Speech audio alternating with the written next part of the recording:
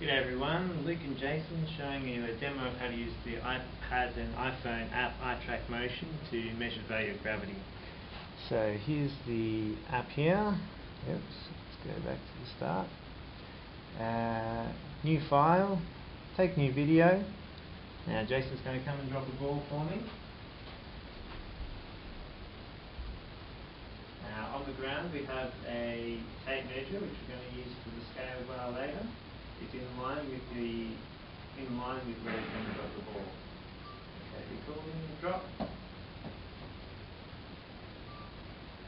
Okay. Now we edit the photo.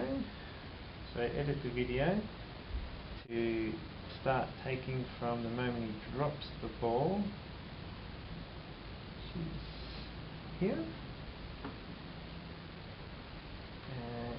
until the ball hits the ground, which is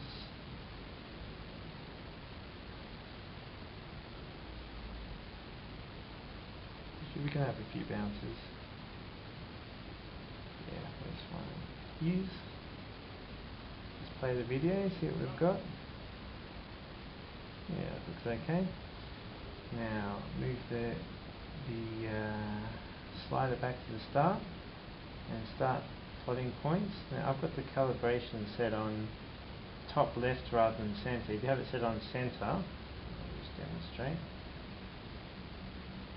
then the point you tap is the point that it uses, which is fine while the ball's not moving very quickly, or if you want to do it quickly but not so accurately.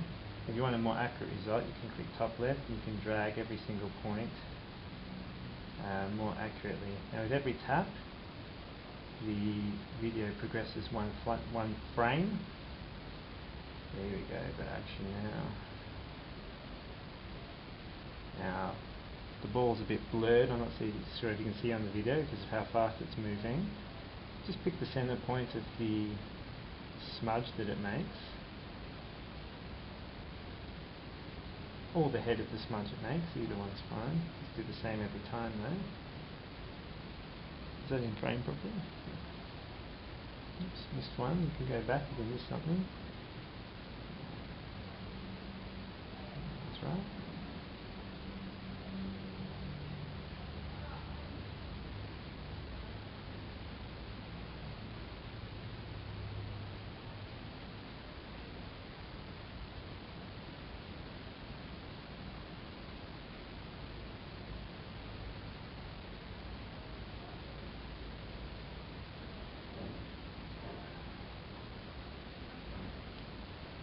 Bit of tapping.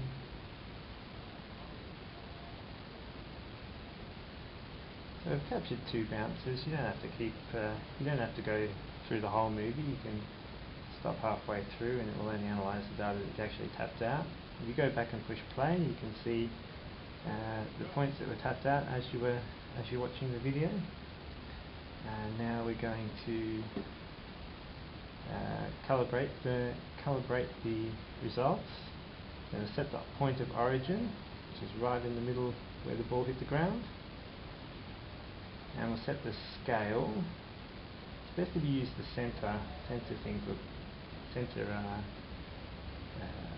mode for calibrating the scale. I'm going to click on, there's two pens on the ground on tape measure here, which are spaced 10 centimeters or so, or is it 20 centimeters apart? Yeah, 40. Now can you just check, Jason? Yep. So even if you miss where the first pen is, just make sure you offset where you get the second one by the same amount. So 40 centimeters, so that's 0.4 meters. Okay, now you can have a look at the results. We've got the X, Y against time. There's not a lot of movement in the X, and Y is just going up and down. And the X against time doesn't change very much because it's just a vertical drop. The more interesting graph here is the Y against time, and you can see a nice drop and bounce parabolic curve. Now send that data to ourselves. Send. Cool. Now move to the computer. Refresh the emails. iTrackMotion data. To have a look at the XY graph, sorry, y against time graph, which you can see is nice. And let's download this motion data. Download file. And oops, do it twice. Now open it in Excel.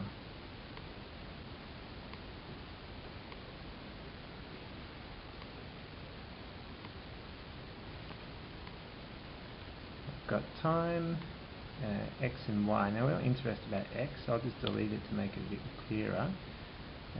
If we want the velocity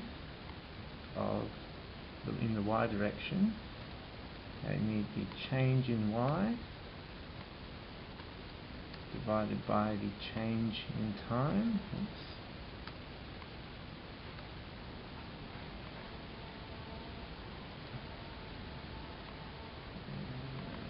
If we want the acceleration, we need the change in velocity divided by the change in time. Oops. That's right.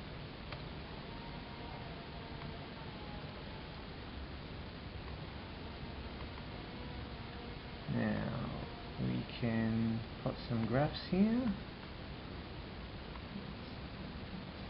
Scatter plot with lines. The y position. This was an accidental click at the end of the data, so you can sort of ignore that. This is the bit before it's dropped, and that's the actual path there. Let's get rid of that. Let's have a look at the velocity. Actually, I'll delete that last data point because it shouldn't be there.